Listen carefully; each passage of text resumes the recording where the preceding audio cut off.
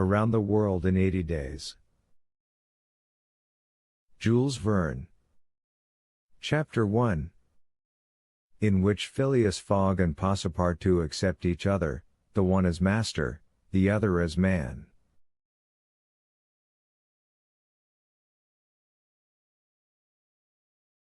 Mr. Phileas Fogg lived, in 1872, at No. 7, Savile Row, Burlington Gardens, the house in which Sheridan died in 1814.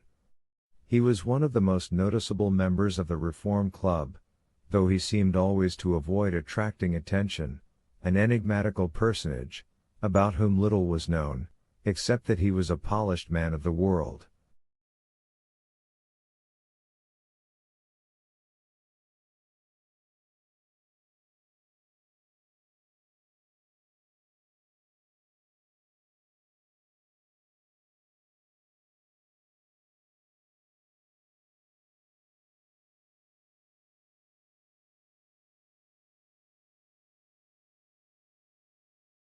People said that he resembled Byron, at least that his head was Byronic, but he was a bearded, tranquil Byron, who might live on 1,000 years without growing old.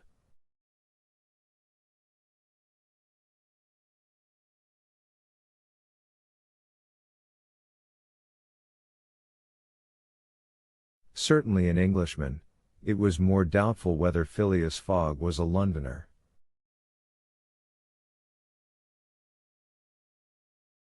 He was never seen on 'Change, nor at the bank, nor in the counting rooms of the city.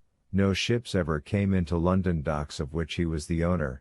He had no public employment. He had never been entered at any of the Inns of Court, either at the Temple, or Lincoln's Inn, or Gray's Inn, nor had his voice ever resounded in the Court of Chancery, or in the Exchequer, or the Queen's Bench, or the ecclesiastical courts.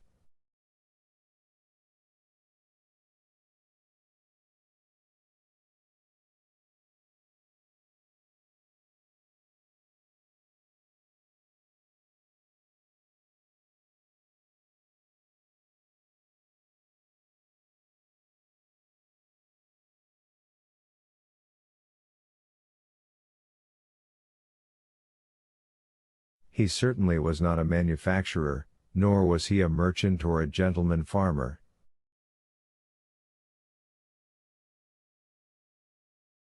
His name was strange to the scientific and learned societies, and he never was known to take part in the sage deliberations of the Royal Institution or the London Institution, the Artisans' Association, or the Institution of Arts and Sciences.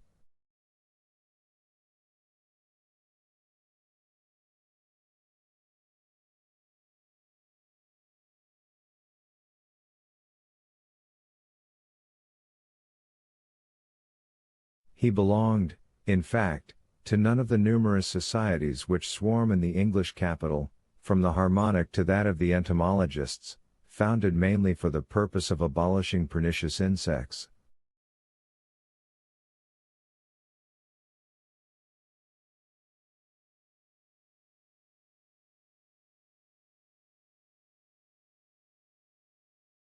Phileas Fogg was a member of the Reform, and that was all.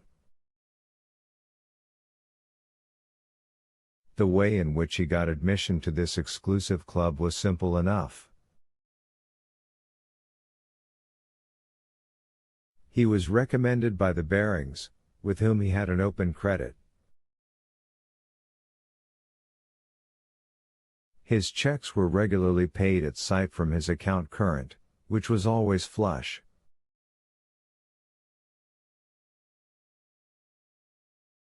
Was Phileas Fogg rich? Undoubtedly. But those who knew him best could not imagine how he had made his fortune, and Mr. Fogg was the last person to whom to apply for the information.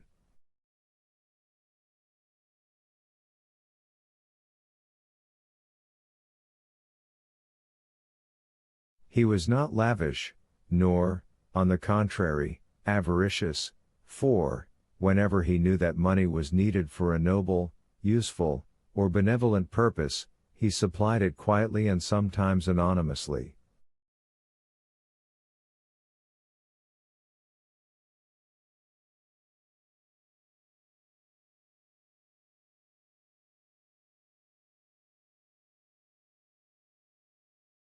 He was, in short, the least communicative of men.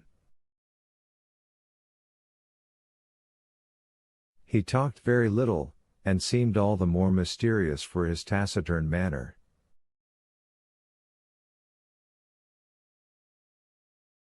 His daily habits were quite open to observation, but whatever he did was so exactly the same thing that he had always done before, that the wits of the curious were fairly puzzled.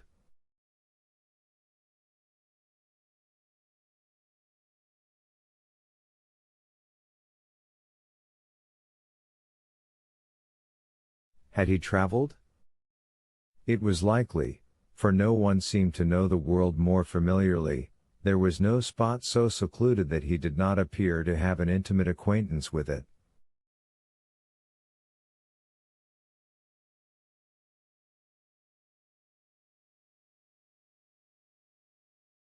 He often corrected, with a few clear words, the thousand conjectures advanced by members of the club as to lost and unheard of travelers, pointing out the true probabilities, and seeming as if gifted with a sort of second sight. So often did events justify his predictions.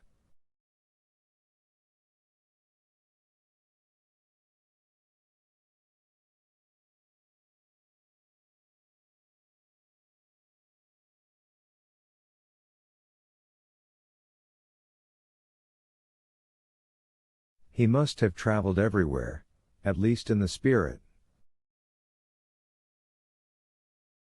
It was at least certain that Phileas Fogg had not absented himself from London for many years.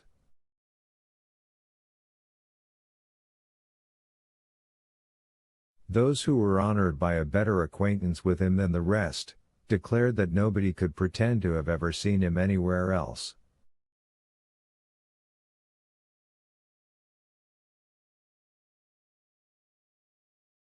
His sole pastimes were reading the papers and playing whist. He often won at this game, which, as a silent one, harmonized with his nature, but his winnings never went into his purse, being reserved as a fund for his charities.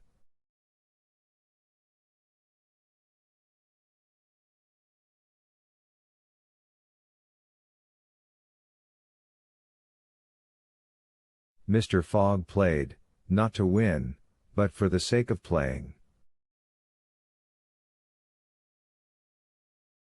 The game was in his eyes a contest, a struggle with a difficulty, yet a motionless, unwearying struggle, congenial to his tastes.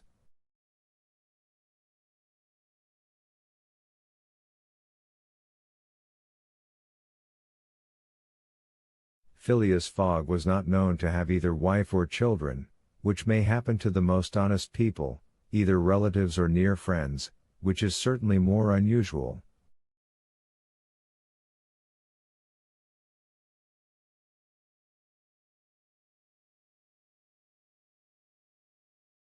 He lived alone in his house in Savile Row, whither none penetrated. A single domestic sufficed to serve him. He breakfasted and dined at the club, at hours mathematically fixed, in the same room, at the same table, never taking his meals with other members, much less bringing a guest with him, and went home at exactly midnight, only to retire at once to bed. He never used the cozy chambers which the Reform provides for its favored members.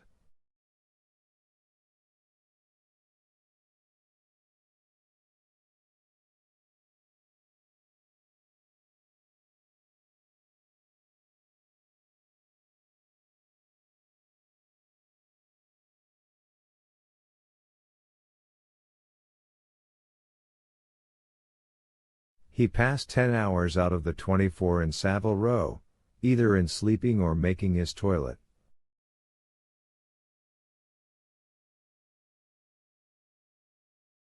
When he chose to take a walk, it was with a regular step in the entrance hall with its mosaic flooring, or in the circular gallery with its dome supported by 20 red porphyry Ionic columns, and illumined by blue painted windows.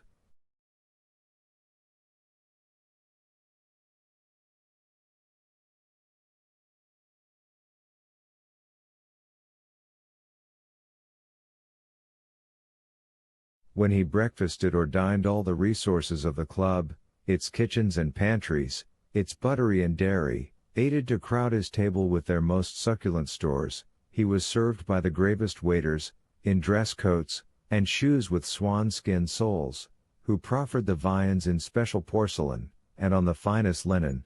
Club decanters, of a lost mold, contained his sherry, his port, and his cinnamon-spiced claret, while his beverages were refreshingly cooled with ice, brought at great cost from the American lakes.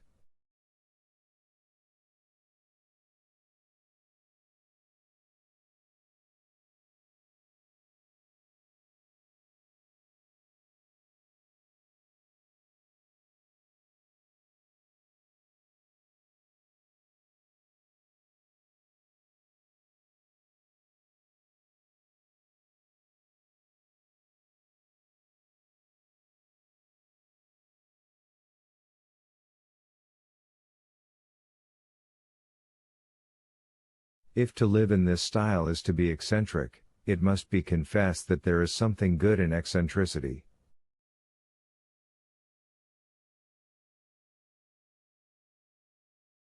The mansion in Savile Row, though not sumptuous, was exceedingly comfortable.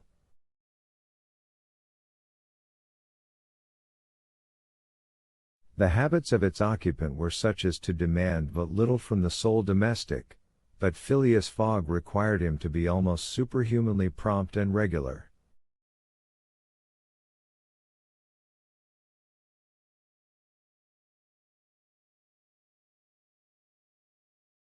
On this very 2nd of October he had dismissed James Forster, because that luckless youth had brought him shaving water at 84 degrees Fahrenheit instead of 86, and he was awaiting his successor, who was due at the house between 11 and half past.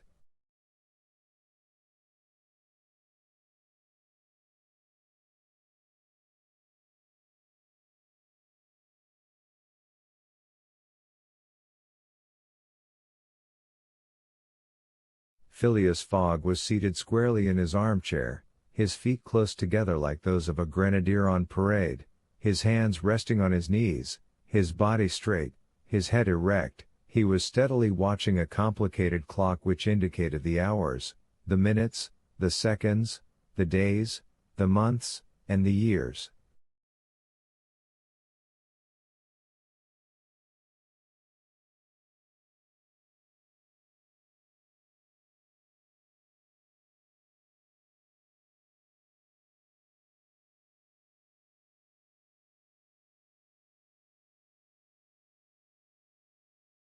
At exactly 11:30 Mr. Fogg would, according to his daily habit, quit Savile Row, and repair to the Reform.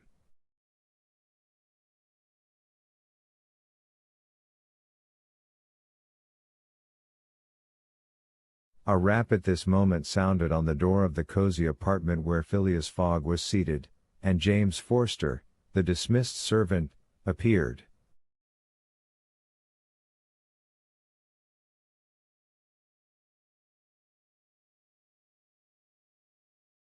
"The new servant," said he. A young man of 30 advanced and bowed. "You are a Frenchman, I believe?" asked Phileas Fogg, "and your name is John?"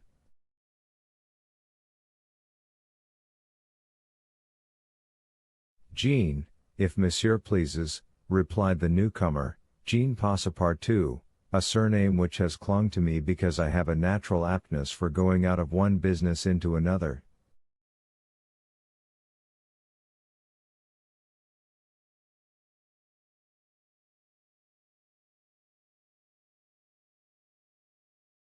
"I believe I'm honest, monsieur, but, to be outspoken, I've had several trades."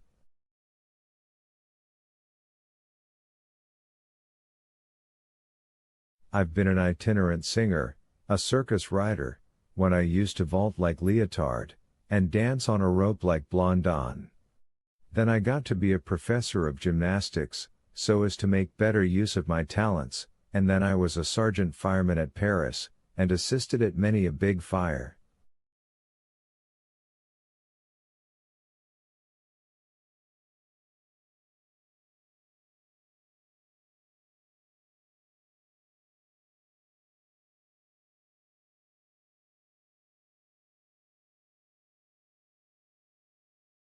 But I quitted France 5 years ago, and, wishing to taste the sweets of domestic life, took service as a valet here in England.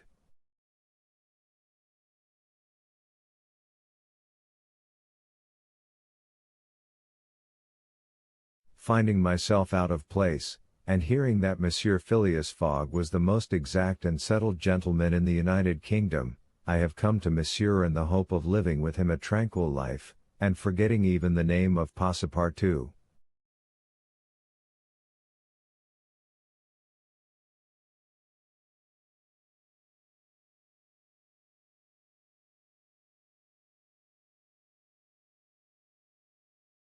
Passepartout suits me, responded Mr. Fogg. You are well recommended to me, I hear a good report of you. You know my conditions? Yes, monsieur. Good. What time is it?